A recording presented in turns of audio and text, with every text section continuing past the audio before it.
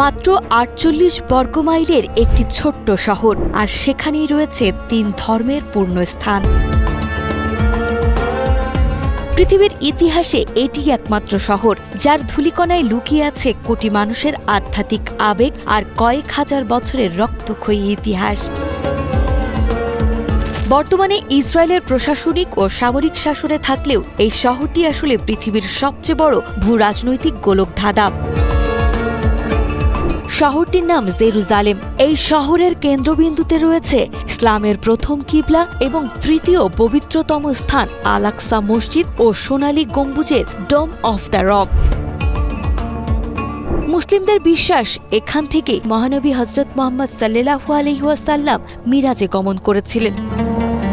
এছাড়াও মাউন্ট মারিয়া পাহাড়ের পাদদেশেই দাঁড়িয়ে আছে ইহুদিদের সবচেয়ে বড় পবিত্র স্থান ওয়েস্টার্ন ওয়াল বা পশ্চিম দেওয়াল, যা তাদের ধ্বংস হয়ে যাওয়া প্রাচীন মন্দিরের শেষ অবশিষ্টাংশ।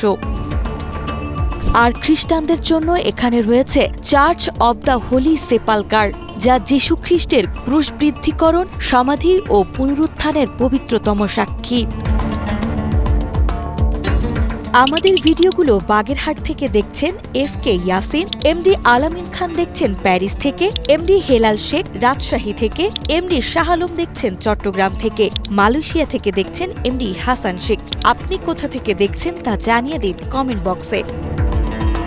জেরুজালেম বারবার ক্ষমতার পট পরিবর্তন ও ধ্বংসলীলা দেখেছে, তবুও শত সংঘাত, ক্ষেপণাস্ত্রের গর্জন আর উচ্ছেদের আশঙ্কার মাঝেও এই প্রাচীন পাথরগুলো আজও জানান দেয় জেরুজালেম কোনো ভূখণ্ডের নাম নয়, এটি মানুষের অমর বিশ্বাস আর ইতিহাসের এক অবিনশ্বর দুর্গ।